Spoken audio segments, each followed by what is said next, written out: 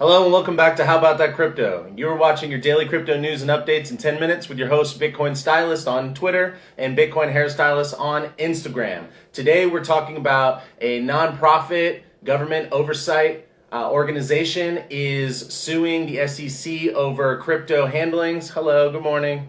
And Russia is going to ban crypto. We'll see what's going on with that. And if you stay until the end, I'm going to give you more information to help you understand the Bitcoin crash. And I bought the dip, and I'll tell you what coins I bought. Yes, I bought again. If you like or don't like the content, please let me know by leaving a comment below, like or subscribe. If you're watching on Instagram, go to the link in the link tree and go to YouTube and subscribe to my channel. Give me a thumbs up. It helps support the channel and it doesn't cost you anything.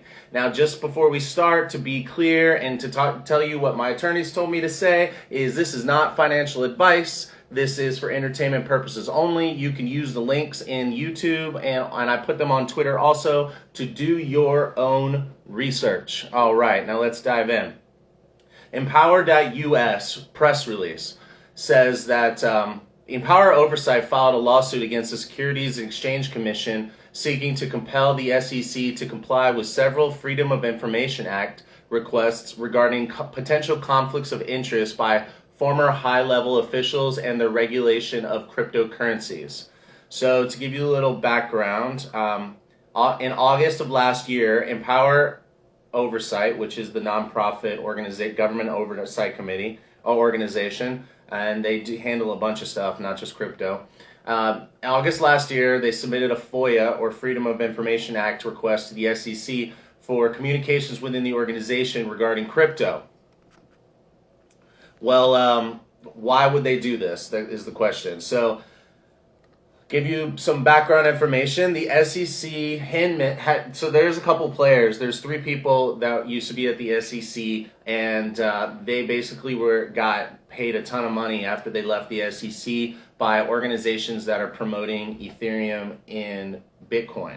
So it says that the SEC Hinman received millions of dollars while helping guide the SEC regulations by Simpson Thacher. Simpson Thacher is a group that promotes Ethereum.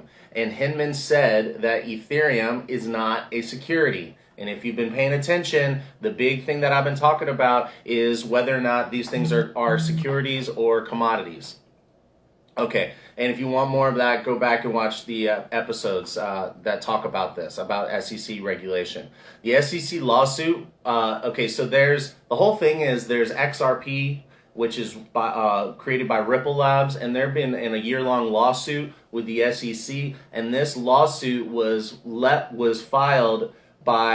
to them by Mark Berger, who used to be at the SEC, and he left for Simpson Thacher after Hinman. So you got these two SEC people that are guiding the crypto regulations and even bringing lawsuits and enforcement actions against coins that are not the coins that their now employer and people who are paying them are promoting. So you got Simpson Thacher likes Ethereum, so they said Ethereum is safe. It's not a security. And then this also says that the former SEC chair Jay Clayton has conflicts of interest because he declared that Bitcoin is not a security. And then he left for a hedge fund called One River Asset Management that only focuses on Bitcoin and Ethereum. And I think it's pretty freaking obvious what's going on here. And now I'm not saying anything's going on. We'll see what happens. But it seems like a big conflict of interest when you got three players of the SEC saying that Bitcoin and Ethereum are safe, and then they file a lawsuit against one of the competitors and then leave the SEC and then get paid. Come on. SEC is failing to comply with this Freedom of Information Act, and in the press release it says, as a result, Empower Oversight filed a complaint against the SEC in the U.S. District Court of the Eastern District of Virginia to compel the SEC to comply with the majority, so they only comply with 2 out of 8. So there's 6 categories in the FOA, the FOIA request that they're not complying with. Empower Oversight is represented, it doesn't matter. But they're charging that the SEC with failure to comply with statutory deadlines in the violation of Freedom of Information Act and unlawful withholding of agency records in violation of FOIA. So let's see how that goes.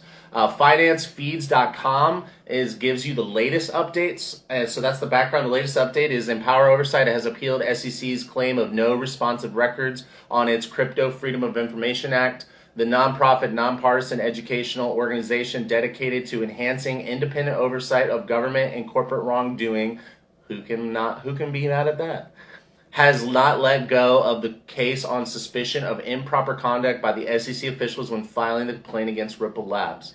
This is legit. Okay, moving on.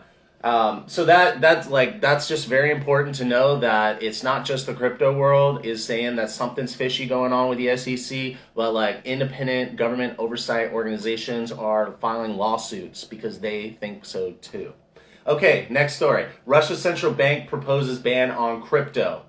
Reuters reports that the ban is put up by the Russian central bank, so it's not official yet, it's proposed. The use and mining of cryptocurrencies on Russian territory, citing threats to financial stability, citizens' well-being, and its monetary policy sovereignty, aka they don't like not having control. CNBC reports that Russia is the world's third largest player in Bitcoin behind the United States and Kazakhstan. And if you remember last week, I reported about Kazakhstan, and they had 13% of the Bitcoin mining power, and then their internet went down because of civil unrest, and it looks like they might see a ban also. So that could also hurt Bitcoin. So just pay attention to that. Authoritarian governments are banning crypto. Basically, you got China and Russia are banning crypto. So I don't know. Do you think that the U.S. should follow in the authoritarian governments? Well, right now, there's no talk about banning crypto. Just a lot of pain and enforcement actions and conflicts of interest within the regulatory committee organizations. So it's messy, but I think it'll all be figured out this year. So I'm just here to keep you up to date. Okay, you made it to the end, and if you want to bounce now, please leave me some feedback. It really is important. I'm still in a pilot mode here, so I got another week or so before I take this whole thing live and start doing it as an official. So if you're watching this, it's because you're in my private private Instagram stuff. So please leave me feedback and please go to the links in the link tree. It really helps support me because it helps me get more traction on YouTube. It's really important. Okay, so you're probably waiting. It's like, okay, Robert, stop talking about yourself and give me the information on Bitcoin. Okay, so there's this analyst that I watch, and I just found an article that they were reported on, but the group is an anonymous technical analyst that in the YouTube channel is called Invest Answers. And I'll leave a link in YouTube and on Twitter. So the average correction takes 89 days. The average pullback is 57%, which I think we're at 54% right now. The average gains after a correction is 362%. These are important numbers to know. So basically, what he's saying is it'll take 3 months. And 57% is an average pull down. So if you're sitting around worrying about crypto, then basically you shouldn't, because we're still within the average historical likelihood of things going on. And also, from the bottom, there's an average 362% increase, and I want some of that. All right, so he's quoted as saying, we will get back to where we were 70 days ago at 68,800. Yes, we will. I just don't know when. It could be soon, because historically the rebound happens within 64 days. These are just numbers, history. I know things are a lot longer now. Cycles are longer, but also markets fall and crash much faster than they ever had before. And he thinks 30,000 is support level, which brings me back to I purchased Bitcoin below the previous support level of 40,000, and I said I'm not going to purchase anymore until it breaks down to 31.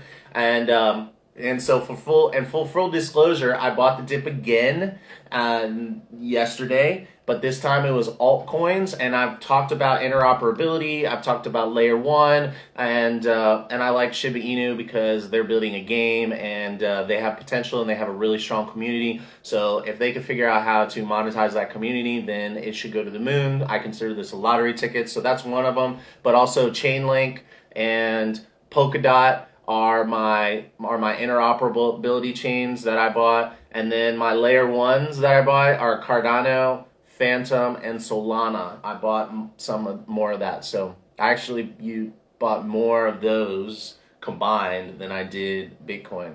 And there's a theory of an altcoin boom after a Bitcoin drop. So if we are entering a bear market, then historically the altcoins go up before they follow back down. I don't know why, but that's just a historical thing. Okay, all right. I hope I didn't run over too long, but if you were here for the news, I got it. I'm pretty sure I got that in 10 minutes. And if you stay to the end, then I want to know what you think about this whole crypto crash and what I'm buying. And are you buying the dip? Please let me know. Please click like and leave me comments below. Please click on the link in the link tree if you're watching on Instagram, and subscribe to my YouTube channel. You'll notice the little logo. You just click on that thing. And also, if you're watching on YouTube, please subscribe, like the video, and ring that bell for notification. It helps support me. It doesn't cost you anything. All right, until next time, I'll see you all tomorrow. And we got more information. There's so much happening right now. And I'll talk to you all later. Hodl on.